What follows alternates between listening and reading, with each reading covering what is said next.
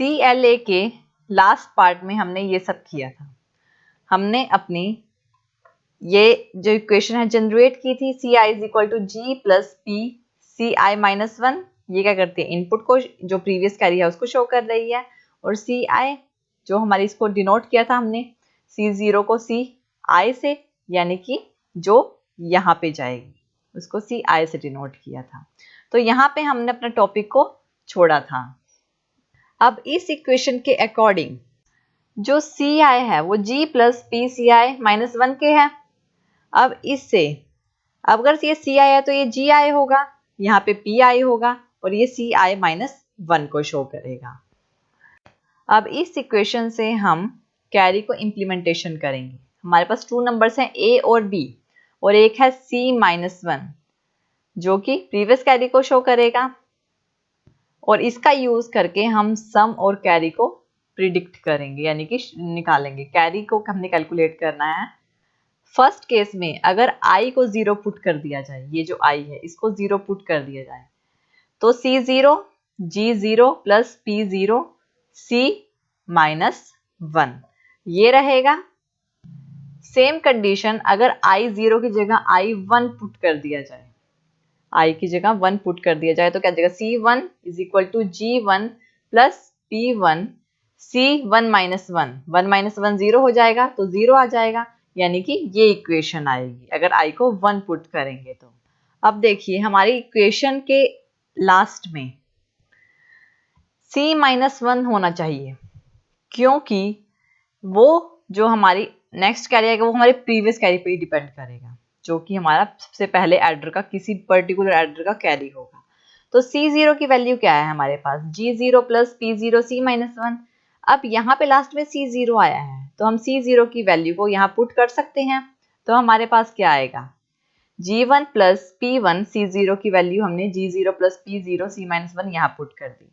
इसकी bracket open की तो क्या आया, G1 plus P1 G0 plus P1 P0 C minus 1, last में C माइनस 1 आ गया। ठीक है, हमें यही चाहिए था।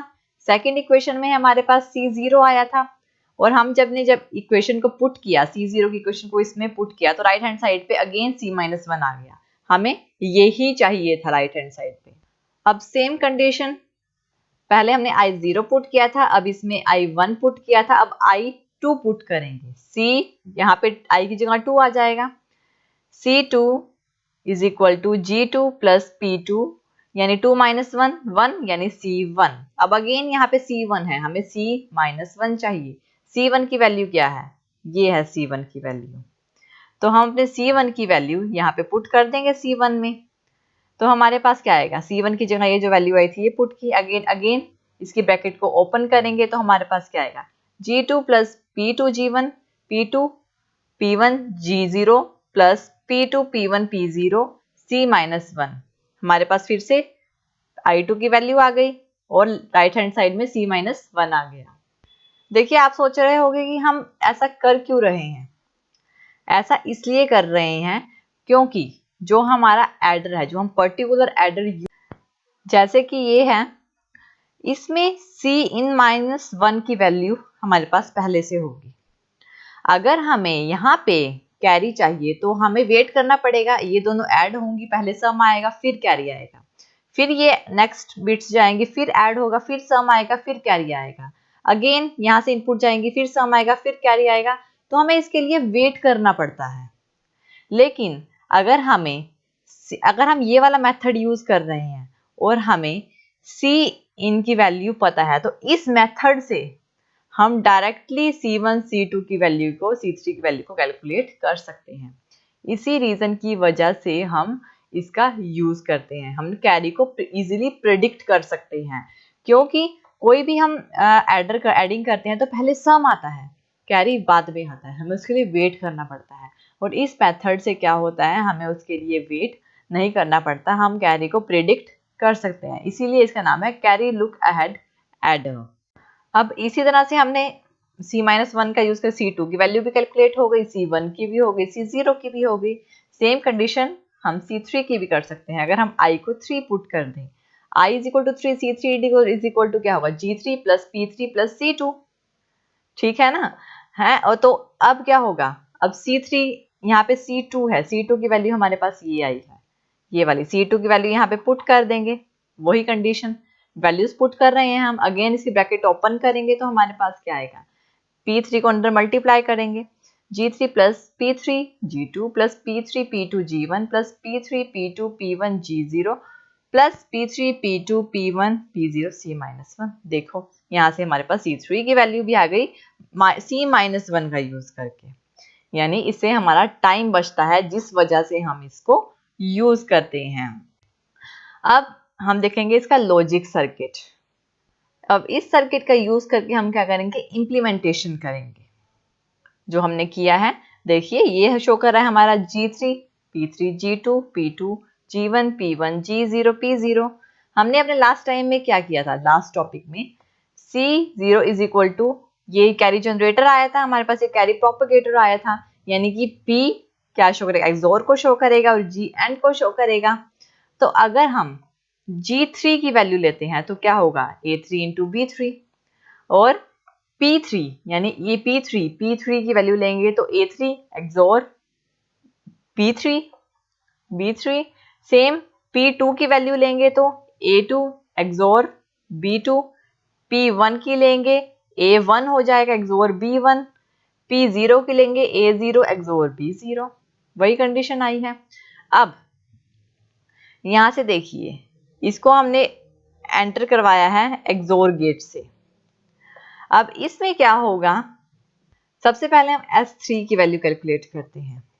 S3 क्या होगा, A3 S3, यानी कि P3 और कैरी जो प्रीवियस कैरी होगा, P3 हमारे पास क्या है, P3 A3 एक्सोर B3 एक्सोर C2 जो कि प्रीवियस कैरी को, लास्ट जो एडर होगा उसके कैरी को शो करेगा, और C2 हमारा यहाँ पे होगा, यहाँ पे होगा C2, यहाँ पे C1, यहाँ C0, इस तरह से ये जो फर्स्ट एडर का कैरी होगा प्रीवियस कैरी वो शो करेगा, इस तरह से शो करता है।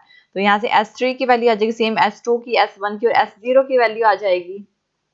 और एक चीज और कि यहाँ पे C2 है, तो C2 की वैल्यू जैसे हमने अभी अभी पीछे कैलकुलेट की थी वो वाली वैल्यू यहाँ पे आएगी। इम्प्लीमेंटेशन करेंगे तो C2 की वैल्यू वो आएगी, क्योंकि हमें प्रीवियस कैरी C-1 की जो वैल्यू होगी वो पता होगी। तो यहाँ से हमारे पास S3 की वैल्यू कैलकुलेट हो जाएगी।